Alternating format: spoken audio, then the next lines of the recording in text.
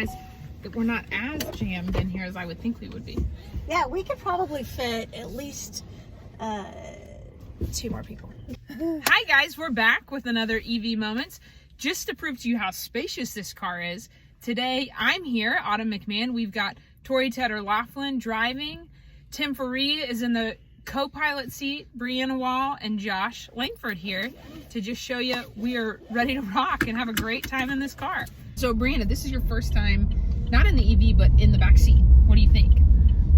Well, there's a ton of room back here. I've got some long legs and I'm a tall person, but there is plenty of foot space. There's plenty of leg space.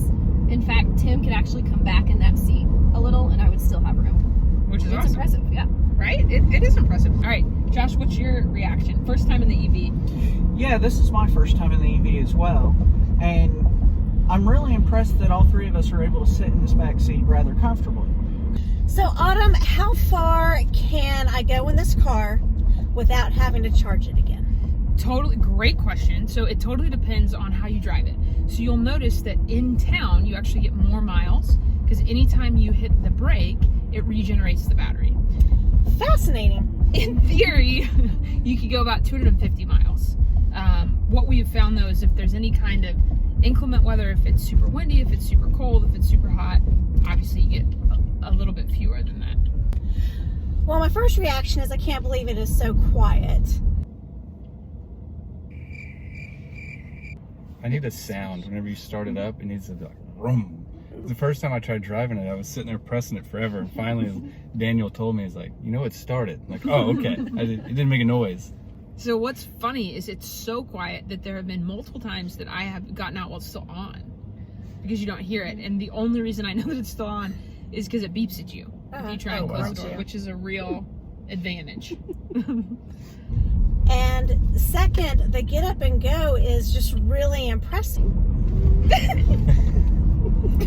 Did I give you whiplash? I would have thought that a car running on a battery would have some sluggishness, fear about getting onto the interstate, and this car alleviates those fears immediately. It's really impressive. Yeah, I drove it one time just to get on the interstate just to test that theory because I was the same way. I thought it was going to be extremely slow, and the throttle response is actually pretty impressive.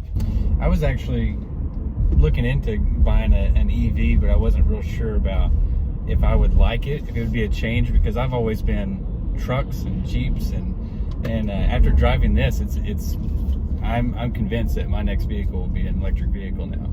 So let's say that I do decide to drive cross country in this just all of a sudden. How easy is it to get charged on my way? Because obviously I'm going to need to get charged up eventually. So there's this great app called PlugShare where it shows you along your route, you can kind of pre-plan. So Tori, you'll love this. When you used to like get out the map and pre-plan your trip, right?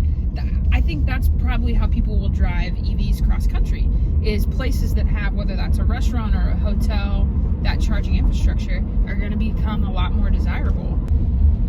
In Oklahoma, I'm worried that we won't have as many charging stations as the 2 coasts. Are there places to charge in Oklahoma, or is this just something for the coasts? Great question. We actually have more charging stations, public charging stations per person in this Oklahoma corridor than either coast right now, which is pretty remarkable. There's a lot of charging points just right here in this area. Really? Where? So if I zoom out from our current location to the south side of Moore, there's 1, 2, 3, 4, 5, 6, 7, 8, 9 spots, 10 spots.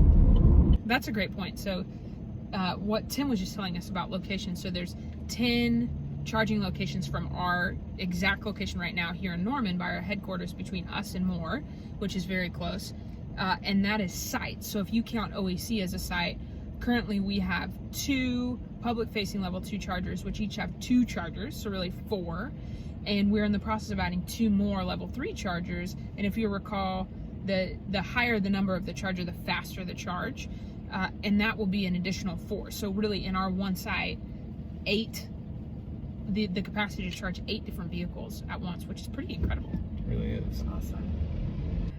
So one of the other questions we've gotten is, how do you put in the level 2 charging infrastructure at your house? The answer is the plug is literally the same type of plug you would have for like a dryer. So it's a 240 volt plug. Tim, as a lineman, make sure that I'm not lying about any of this. But that's all you have to do. So you get the charging infrastructure, and then you have an electrician come and set it up. Is that? Yep. Yeah, that's all it simple? takes. Yeah, and that's a fairly simple process as well, because the level 2 charging, if from what I understand, the level 1 charging takes almost a full day to charge your car compared to 8 hours on a level 2 charger. So level 2 charger, you can shift your usage to plug in at night and take advantage of the lower price energy at night versus in the middle of the day. Yep. Thanks for driving.